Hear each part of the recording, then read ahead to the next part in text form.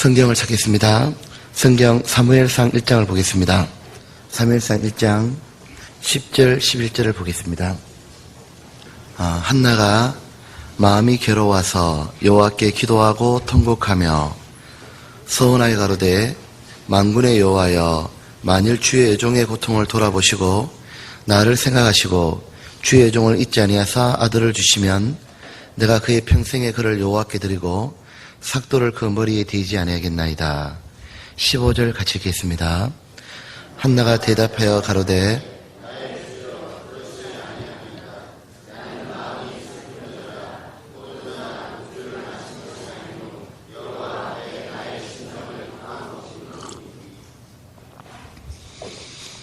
한나는 한가 시골 여인에 불과했어요.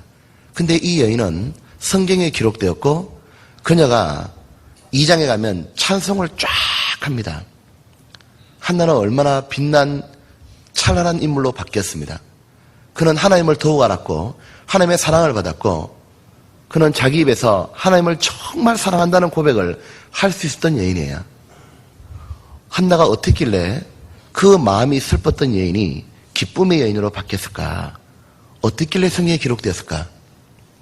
그걸 알기 위해서 먼저 한나가 왜 슬펐는지를 생각해 보려고 합니다. 한나가 왜 슬펐죠? 한나가 왜 울었죠? 네? 못 들었습니다. 하지 말고 왜 울었죠? 날씨도 찌뿌둥한데 한나가 울었던 이유는 자식이 없어서 울었던 거죠. 네. 너무 쉬운 걸 물어봐서 대답 안 했나 봐요. 그런데 자식이 없었다는 단지 그 눈에 보이는 자식이 없던 것 때문에 울었을까요? 그것 때문에 마음이 슬펐을까요? 그거는 아니다 이거죠. 왜냐하면 자식이 주어졌잖아 나중에요. 그 자식을 주어지니까 그 사무엘을 한나는 하나님께 드리잖아요. 만약에 자식이 없었다면 그것이 슬펐다면 받았다면 안 주죠. 한나가 마음이 슬펐던 것은 단지 눈에 보이는 자식이 없어서 슬펐던 게 아니라 한나는 이것 때문에 슬펐지 않았을까요? 자기에겐 하나님의 축복이 이루어지지 않는 거예요. 자기에겐 하나님의 만져주심이 보이지 않는 거야. 자기에겐 하나님의 약속이 나타나지 않는 거야. 그렇기 때문에 그녀는 하나님을 실제 삶으로 느끼고 싶었는데 그게 되지 않으니까 너무 힘들었을 거란 생각해 봅니다.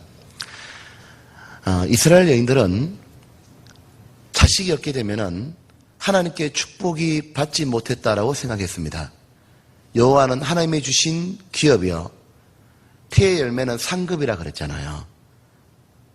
그들은 사라가 도저히 경수가 끊어져서 자식을 얻을 수 없을 때 하나님의 축복으로 이삭을 얻었습니다. 자기들의 조상 야곱의 부인이었던 라헬이 하나님께서 태를 열어주지 않자 자식이 계속 없으니까 그 라헬이 자기 조상 자기 남편 야곱에게서 막 떼쓰잖아요. 왜 내한테 자식 안 주냐고 막 떼쓰니까 야곱이 뭐라 그래요? 내가 하나님을 대신할 수 있냐? 응? 해도 안 되는 걸 어쩌냐 그러잖아요. 그리고 하나님이 이렇게 축복으로 자식이 태어나잖아요. 특별히 이스라엘 여인들은 자식이 없거나 태어날 때부터 병이 있거나 불구가 되면 하나님께 저주받았다고 생각했던 거예요. 그러니까 버닌나가 무엇이라 와서 놀려댔겠어요? 그거 놀리는 것 중에 하나님은 너를 축복 안 하는 거다. 네가 필시하는 게 무슨 죄가 있고 분명히 하나님은 약속은 네한테 없는 거다. 그 말을 들을 때 견디기가 힘든 거예요. 하나님을 사랑하는 자들이 가장 견딜 수 없는 게 뭐죠? 그 하나님께로부터 버림을 받고 있다는 느낌이죠. 그러니까 자기에게는 그런 자식이 주어지지 않는 것이 눈에 보이는 자식의 문제가 아니라 그 이면에 있는 하나님의 손길이 느끼지 않으니까 너무 답답했을 거 아니에요. 그녀는 분명히 성경을 알고 있잖아요. 하나님은 경건하고 거룩한 자에게 축복을 주시는 걸 들었건만 자기에게는 안 되는 거예요. 그러니까 그 슬픔이 너무 복받치는 거예요. 그래서 그녀가 울었던 거죠. 우리도 한번 생각해 보죠. 구원받은 우리들도 하나님이 우리에게 주시는 영적인 열매라는 게 있습니다. 우리는 지금 물리적으로 자식을 낳은 거 말고 나를 통해서 새로이 구원받는 사람들 말이에요. 하나님이 나를 통해서 정말로 새로 구원받는 열매들을 주시지 않았다면 얼마나 괴롭겠어요. 내가 구원을 받고 지금까지 신앙생활을 해오는 가운데서 내가 한 명도 나를 통해서 구원받는 사람이 없다. 그건 정말 서글픈 거잖아요.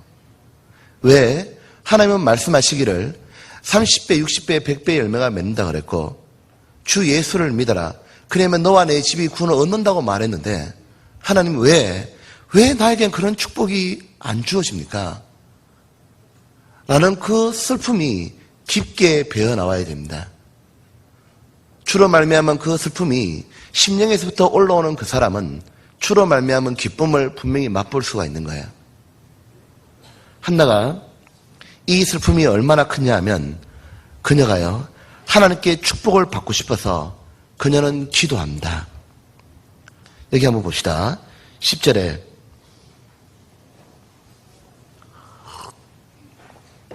한나가 마음이 괴로워서 여호와께 기도하고 기도로 다가갔지만 안 되자 그녀는 바뀝니다. 뭘로 했죠? 통곡하고 울부짖어도 안 되자 그녀가 11절에 바뀝니다. 어떻게 바뀌죠? 서원하여 가로되 그녀는 서원까지로 가요. 보십시오. 이 여인이 그 하나님의 축복을 얼마나 바라고 있느냐 하면 그녀는 삶의 태도를 바꿔요. 그녀가 안 되기 때문에 기도하다가 안 되니까 자기 마음을 통곡하다가 안 되니까 그녀는 아예 삶의 태도를 딱 바꿉니다. 하나님 자식 주시면 이 자식 제가 하나님께 돌려드리겠습니다. 진정으로 제가 하나님 영광만 위해 살아가겠습니다. 이렇게 바뀌잖아요. 우리는 가만히 보면 이 여인이 왜 이렇게 바뀌었을까? 그 여인은 한나는 하나님에 대한 축복을 희망하고 있는 게 아니기 때문에 그래요. 이 여인은 갈망하는 거예요. 희망이라고 말하는 것은 이런 거죠. 어릴 때 보면 장래희망 뭐냐고 묻잖아요. 그럼 장래희망을 적으면 뭐 적습니다. 근데 나중에 보면 그대로 된 사람 거의 없어요. 어때요? 됐나요? 뭐 이런 건 되죠. 장래희망 결혼하기 뭐 이런 건 됩니다. 이런 거 말고 장래희망이죠. 되는 게 거의 없습니다. 왜 그렇죠? 희망은 되면 좋고 안 되면 그만이고 신앙은 그런 게 아니라는 거죠. 희망이 아니라 갈망으로 가야 돼요. 갈망은 되지 않으면 죽을 것 같은 거예요. 그렇기 때문에 태도가 바뀌는 거예요. 어릴 때 소풍 갔던 기억이 나요. 어릴 때 초등학교 때 소풍은 주로 멀리 걸어가는 겁니다. 그러니까 멀리 데리고 그냥 걸어가가지고 김밥 먹고 그리고 오락 한번 하고 다시 또 뎁다 걸어오는 거예요. 이렇게. 그러면 걸어가다가 걸어오면 올 때는 늘 목이 마릅니다. 이 목이 마르는 갈증은 그거는 물을 마셔도 되고 안 마셔도 되는 그런 선택사항이 아니에요. 안 마시면 죽을 것 같아. 그래서 이렇게 오다가 보면 어릴 때 이 냇가를 발견합니다. 그럼 냇가를 발견하면 냇가는 수돗물이 아니잖아요. 그래도 내려가서 마셔요. 물론 그때는 물도 깨끗했지만 마십니다. 왜요? 안 마시면 죽을 것 같아요. 그러니까 내려가요. 이렇게 가는데요. 그러다 보니까 저 멀리 마을이 보였어요. 그러니까 걷는 것도 힘든데 그래도 어떻게 하냐면 마을로 막 뛰어가요. 아이들이. 왜냐하면 물을 너무너무 마시고 싶은 거예요. 그렇죠. 물은 목마르면 채워지지 않으면 죽어요. 신앙은 한나가 하나님께 축복받았던 첫 번째 비결이 무엇이냐면 그녀는 하나님을 갈망하는 여인이었어요. 하나님의 축복이 자기가 보지 못하고도 그냥 괜찮다 그렇게 머무는 여인이 아니었어요. 하나님의 약속이 자기한테 이루어지기를 너무너무 원했어요.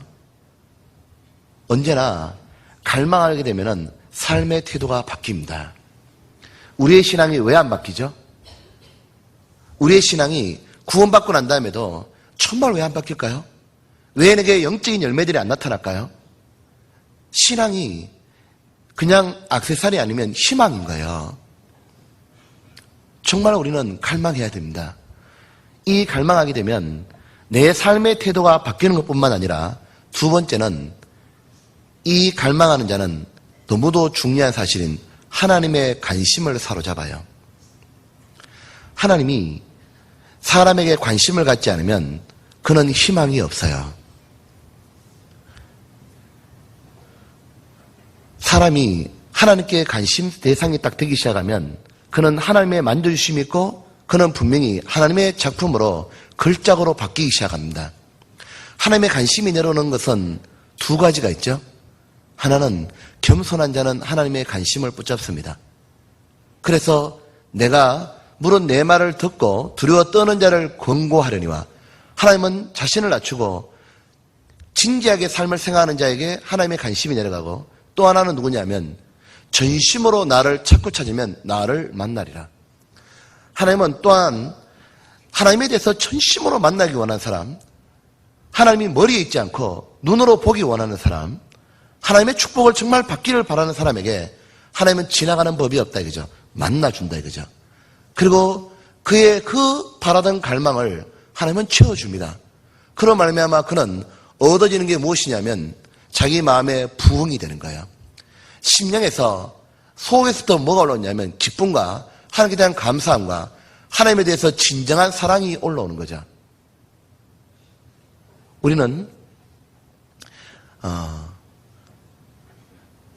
예수님이 이렇게 공생하실 때 보면 삭개오를 기억합니다. 그의 직업은 뭐냐면 세리였고 그의 특징은 키가 작은 거죠. 그리고 뚱뚱했던 것 같아요. 그냥 그렇다고 생각해야 돼. 뚱뚱했다는 말은 없는데. 왜냐하면 하도 많이 이렇게 비리를 많이 취해서 먹어서 그런 것 같아요. 저는 비리 취해서 뚱뚱한 건 아닙니다. 근데 이제 이렇게 그 삭개오가 보십시오. 이 삭개오가 예수님을 만나고 예수님이 삭개오 집에 들어가는 축복이 임하잖아요. 그리고 삭개오는 완전히 새 사람이 됩니다. 그렇게 되는 비결이 뭐였죠? 삭개오의 갈망이에요. 삭개오가 맨날 자기가 이렇게 금전장부만 이렇게 뒤져보고 다른 사람의 돈을 띄어 먹어보고 그래봤지만 자기의 진정으로 영혼의 만족이 없었잖아요. 양심에는 늘 죄가 생각이 나고 자기의 문제를 풀고 싶은데 어느 날 삭개오가 소문을 듣기 시작했을 거예요. 메시아가 왔다는 소문을. 구주가 왔다는 소문을 들었는데 그 소문을 들었는데 마침 예수님께서 그 삭개오의 마을로 지나가신다 그런 겁니다. 그때 삭개오가 뛰어나가 봤는데 보니까 다가갈 수가 없어요. 예수님을 너무 보고 싶고 너무 만나고 싶은데 갈 수가 없었던 이유는 그는 키가 작았고 이미 군중은 다 꽉 메우고 있었어요. 가지 못하자 삭개오가 어떻게 했냐면 안 되나 보다 포기하지 않았습니다. 왜냐하면 그는 예수님 만나는 게 희망이 아니에요. 그는 만나지 않으면 죽을 것 같은 거예요. 너무너무 자기 문제를 해결하고 싶었어요. 그래서 그는 어떻게 했냐면 삭개오는 올라갔어요. 그는 나무 위로 올라간 거예요. 뽕나무 위로 올라가서 삶의 태도를 바꾼 겁니다. 올라가서 뭐냐면 삭개오는 예수님을 쳐다봤습니다. 그 쳐다보는 삭개오의 눈길을 예수님은 외면하지 않았어요. 그리고 삭개오가 눈을 마주치면서 삭개오야 내려오너라. 내가 오늘 너희 집에 유하리라. 그리고 그는 변했습니다. 소경거지 바디메오를 보시죠. 이 거지 바디메오가 태어날 때부터 소경이었고 자기 인생은 살아봤자 거지입니다. 앞으로 더 살아봐야 희망이 보이지 않아요. 오직 희망은 뭐냐면 하나님 나라요. 억울한 출생에 불공평하게 태어난 자기의 불우한 환경이었습니다. 이 모든 걸 유일하게 바꿀 수 있는 것은 뭐냐면 영원한 하나님 나라입니다. 그 하나님 나라를 가져온 분이 누구냐면 메시아인 예수님이에요.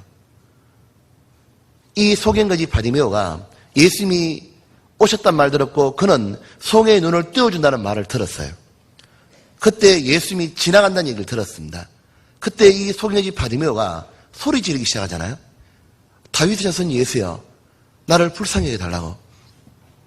그렇게 말하자 제자들이 그 말을 듣고 바디메오에게 조용해라 그러잖아요. 시끄럽다고 조용해라 할 때 포기하잖아요. 주변 사람이 말리는 게 중요한 게 아니에요. 그거 어떻게 하냐면 그 부끄러움이고 뭐고 다 팽개칩니다. 다윗의 선 예수요. 저를 좀 불쌍히 여겨달라고. 그런 너무너무 갈망하는 거예요. 계속 부르짖자 예수님이 그러하던 발걸음을 딱 멈춥니다. 그리고 예수님이 유턴하셔요. 예수님이 방향을 돌리셔서 묻잖아요. 바디메오에게 바디메오야 내가 무엇을 원하느냐고. 그때 바디메오가 이 자기가 일생을 덮고 그리고 늘 가까이 했던 겉옷을 집어 던져버립니다. 자기의 유일한 재산일 거 아니에요. 그것을 벗어 던지고 뭐냐면 뛰어가요. 그런 삶의 태도를 완전히 바꿔요. 그리고 뭐냐면 드디어 예수님 만났습니다.